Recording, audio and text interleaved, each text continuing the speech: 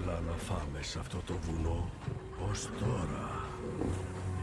Πες μου, πώς καλύψατε τα χνάρια σας στο χιόνι? Μας βοήθησε ένα πουλί. Τα λιοντάρια ζητούν βοήθεια από τα πουλιά. Όπως εγώ θα βοηθήσω εσάς. Θα μας βοηθήσεις? Λες να θέλουμε βοήθεια από έναν δειλό? Μπορεί να έχω βασιλικό αίμα, αλλά ήταν ο Μουφάσα που σκότωσε το γιο σου. Και ήταν ο Μουφάσα που σας παγίδευσε εδώ πάνω.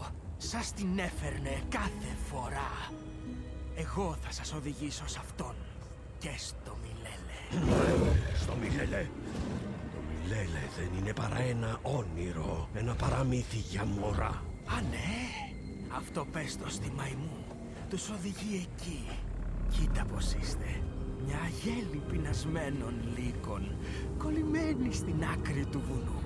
Χωρίς ίχνη να σας οδηγήσουν και μόνο μία ευκαιρία για εκδίκηση. Εμένα! Εκδίκηση. Και ο χαμός του πατέρα σου. Εξαιτίας του Μουφάσα δεν έχω πατέρα. Αυτός τον σκότωσε. Ναι, έχασες τον πατέρα σου. Κι εγώ τον γιο μου. Τάκα, θα έρθεις μαζί μας? Μαζί θα πάρουμε κι οι δύο εκδίκηση. Πολύ ευχαρίστως.